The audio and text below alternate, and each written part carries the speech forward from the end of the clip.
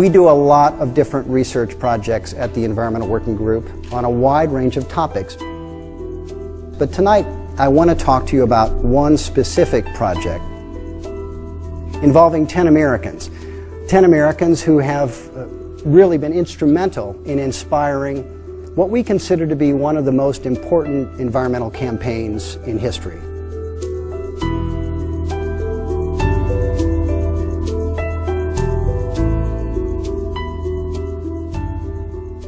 One day, we collected a sample of blood from each of these 10 Americans, and we sent it to a laboratory to analyze it for 413 different toxic chemical pollutants, pesticides and industrial chemicals alike.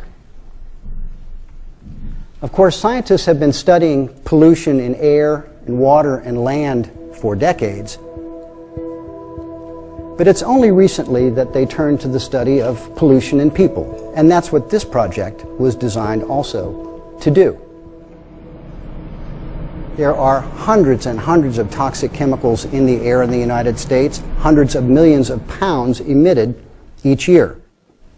But we know for a fact that none of these 10 Americans were exposed to these chemicals by virtue of the air that they breathed, even though we found some of these very chemicals in these 10 people. Could also have been the water that they drank, and believe it or not, some drinking water does start off looking like this before it's treated. But we know for a fact it wasn't the tap water. Of course, it could have been food that was the route of exposure, but we know for a fact that none of these 10 Americans were exposed to the chemicals we found in them as a result of food that they bought at the grocery store, bought at a restaurant, and consumed. That was not the source. What about personal care products?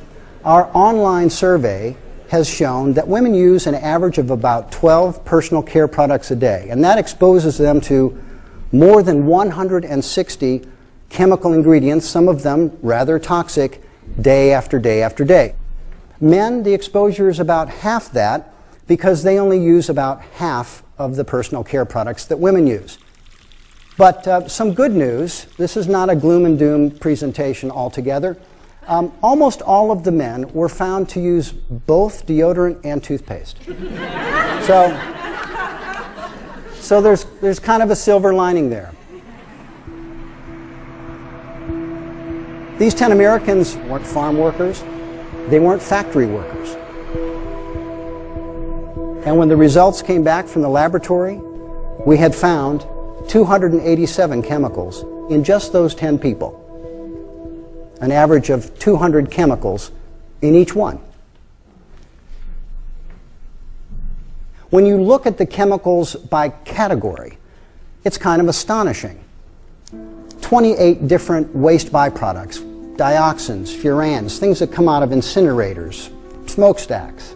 47 different consumer product ingredients, the flame retardants in these lights and this projector, Teflon chemicals, Scotchgard chemicals, pesticides. But for my money, most disturbing of all, we found 212 industrial chemicals and pesticide breakdown products that had been banned 30 years before we took those blood samples and sent them to the lab in 2004. Who were these 10 Americans? How were they exposed? Well, the truth of the matter is we don't really know very much about these 10 people. About the only thing we know is that as the exposures took place, all of them looked something like this.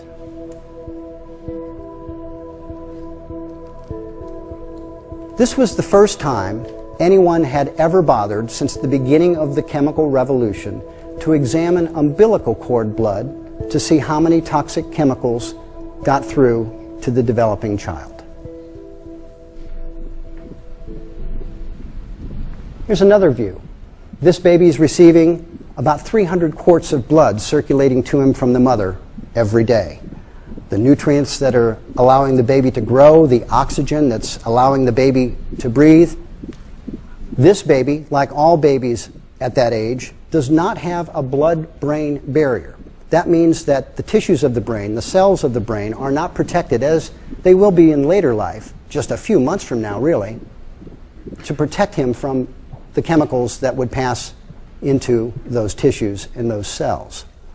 So this baby arguably has been at his most vulnerable for 9 months at this stage. And the other thing to know about this baby, this is my baby. This is Callahan Cook, my son, who was born a year ago.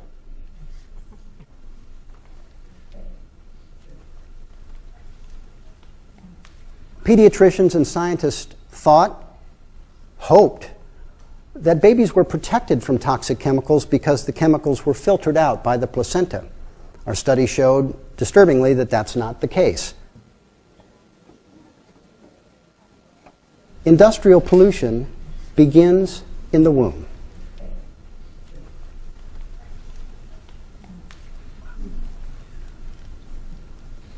Obviously, this is a heavy message. We're concerned about toxic chemicals to which babies in the womb are exposed. But let me also tell you, just because a chemical is found in someone does not mean that there's going to be environmental damage, biological damage. It doesn't mean that at all. But what it does mean is that there is reason to be concerned. What it does mean is that we ought to do all we can to minimize those exposures. It stands to reason. And the reason we want to avoid them is the nature of the chemicals themselves. 134 of these chemicals had been shown to cause cancer in laboratory studies or in people. 151 associated with causing birth defects. 154 caused hormone disruption. Infertility, 186 different chemicals. Immune system toxicants, 130. Neurotoxins like lead, PCBs, mercury, that we know can have profound effects on the developing child, profound effects on their intelligence, profound effects on their motor coordination. If you're doing a little math here, you're already seeing that we have more health effects than we have chemicals. Why is that? The answer is simple. Many of these chemicals have multiple toxic effects. A recent review concluded that when you look at all of these chemicals in combination, which we never do when we review their toxicity, we look at them one at a time, you have to come to a disturbing conclusion. The combined evidence suggests that neurodevelopmental disorders caused by industrial chemicals has created a silent pandemic in modern society.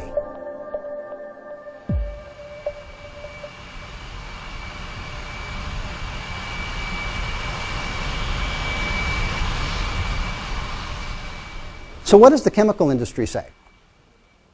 That there's no reason to worry. Why? Because the chemicals are safe. Because the doses are so low. Parts per billion. So the question becomes, can a part per billion really cause harm? After all, a part per billion, as the industry likes to say, is equal to one pancake in a stack of pancakes 4,000 miles high. This is an actual picture that the industry took of that stack of pancakes after they stacked them 4,000 miles. They have more money than we do, but we have this cool slideshow. One pancake in a stack 4,000 miles high. What could possibly have any impact at such a low concentration? Let's look at some chemicals that we know more about because we're exposed to them every day in advertising, and we, in many cases, use them. Albuterol, this is a chemical that's in the desk of every school nurse because one dose of it at 2.1 parts per billion will stop an asthma attack. Paxil, a common antidepressant, one dose in the blood, active at 30 parts per billion. Cialis, One dose, which can have profound therapeutic effects. 30 parts per billion, and it's good for 36 hours. And then there's NuvaRing, which is a commonly prescribed birth control drug. It is active at 0.035 parts per billion. Less than 4/100ths of a pancake in a stack of pancakes 4,000 miles high, and it's almost 100% effective. Now, some people are more sensitive than others. One of the side effects of Cialis at 30 parts per billion is that if you have any sudden decrease in hearing or vision, you can't see or hear at 30 parts per billion, you should stop taking Cialis and seek immediate medical help. And then there's the most famous side effect of all.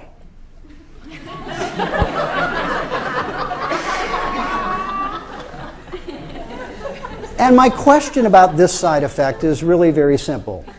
If you've experienced the preceding one as well, and you can't see or hear,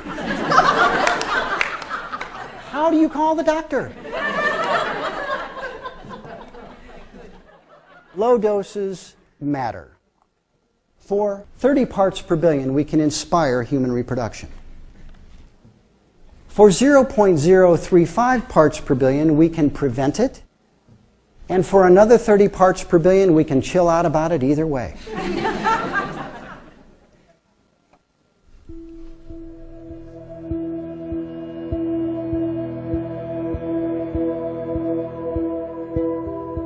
The exposures happen. Industry is allowed to sell these chemicals, use them in the marketplace, and we have to wonder, after decades of these exposures, what the problems that they're causing might just be. There are increases in diseases, disorders, health problems that we cannot explain by genetics alone. We're not evolving so quickly that these problems can be explained. An 84% increase in acute lymphocytic leukemia in children between 1975 and 2002. Hypospadias has doubled over roughly that same period. This is a birth defect, a deformation of the penis, where the urethra doesn't come out at the end, but somewhere else along the shaft, and it requires surgery often within days or months of birth. That now affects 1 out of 125 baby boys in the United States. Chemicals are implicated. A 57% increase in childhood brain cancer. Autism, the great mystery, the great tragedy. 1 in 150 children on the autism spectrum disorder. 1 in 150 children. In some states where we have more robust data, it's approaching 1%. It's not just the kids, it's adults too. Millions of couples struggle with getting pregnant or carrying a pregnancy to full term. A dramatic increase of 20% in those problems in the past decade. The biggest increase has been with women of childbearing age under 25 years old. Decreased sperm count in men, about 1% per year in the United States and Northern Europe. Breast cancer. Does anyone here not know a person, a family that has been touched by this disease now? 1 in 8 women. And for all cancers, 1 in 3 women will develop them during their lifetime, and half of all men. So what can you do? All these chemicals, all these exposures. Well, one thing we know for certain, you can't live under a rock. You can't avoid modern life. You can't escape. You can't escape all of these exposures. Would you like to see that again? We can't avoid these exposures. We live in the real world. And we're not proposing for 1 minute that we try and live anywhere else. But we need to fix that real world, and we can do it.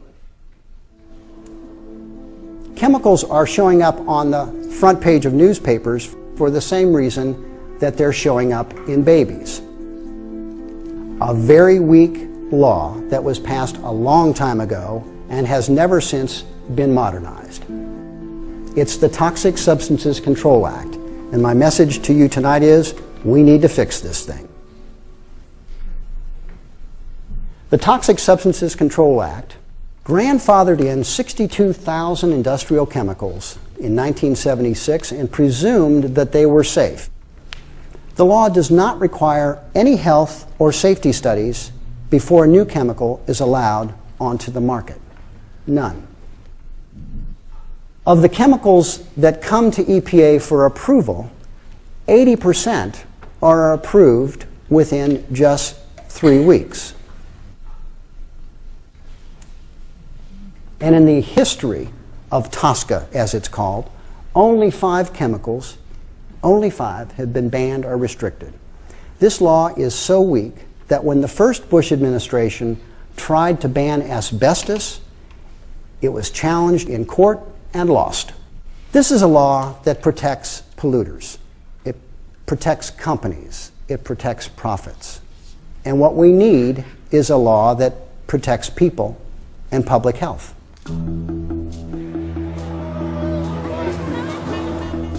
It's a tall order, but we've made big changes before. We've cleaned up industries, we've cleaned up air, we've cleaned up water, but most relevant to tonight, we've cleaned up our blood. Lead. When we took the lead out of gasoline, look what happened to blood lead levels in the U.S. population. They plummeted. We still have a problem with lead poisoning in inner cities, in older housing, particularly low-income housing. But we've made dramatic strides by taking lead out of both paint and gasoline. PCB levels in blood. At the time it was detected in people and wildlife, it was suggested that if we got rid of this insulating chemical, we might not have electricity. Well, we did ban it. The lights are still on. And PCB levels in blood plummeted. And then there's DDT, notorious insecticide. The industry, of course, said, well, if you ban DDT, we might not be able to grow food. But we did ban it. We did continue to grow food, and DDT levels plummeted in the American people's blood. As an important note, when we tested those babies in 2004, we still found PCBs. We still found DDT. The lesson is pretty clear. If a chemical is dangerous and it lasts a long time in the environment, you want to waste no time moving to take it off of the market. For the past 5 years, a campaign has been building to protect the most vulnerable, to protect all of us. It's called the Kid-Safe Chemicals Act. And here's what this law, in summary, would do if it got on the books, and we want it on the books. It would require that chemicals be proven by the companies to be safe for children and others who are sensitive before the chemicals are allowed on the market. What a concept. It assumes that chemicals are harming people until it's proven otherwise, until they're proven safe by the companies. Now it goes the other way. If you've got tens of thousands of chemicals, where do you start trying to unravel the problem? Well, this bill says let's start with chemicals that we have reason to believe are hazardous and end up in people. And this is where the 10 Americans come in. This bill says that if chemicals show up in umbilical cord blood, we're going to assume they're unsafe. And we're going to require the companies that make those chemicals to prove that they are safe on an expedited basis before they can come onto the market or remain on the market. And that's what we hope the Kid-Safe Chemicals Act will do. Scientists, medical leaders, religious leaders, environmental organizations are coming together, and it's the most exciting development in my professional life dealing with toxic chemicals and the problems they cause.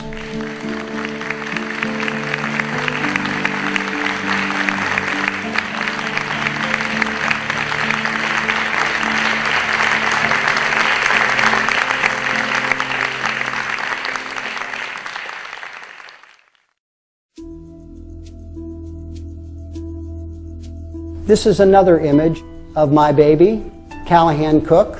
He's about 2 weeks old. When I look into his face, I see every hope for a healthy future. I know that when he came into the world, like all American babies, he did have some toxic chemicals in him for all our best efforts. But my hope is that going forward, we can do better, and we have to do better. We can protect babies and the rest of us from these toxic chemicals if we just make it our business to do so. Yes, be smarter when you shop. But even more importantly tonight, get involved to help us pass the Kids Safe Chemicals Act. We owe it to our kids, we owe it to ourselves to protect them so that no baby is born into this world pre-polluted in the future.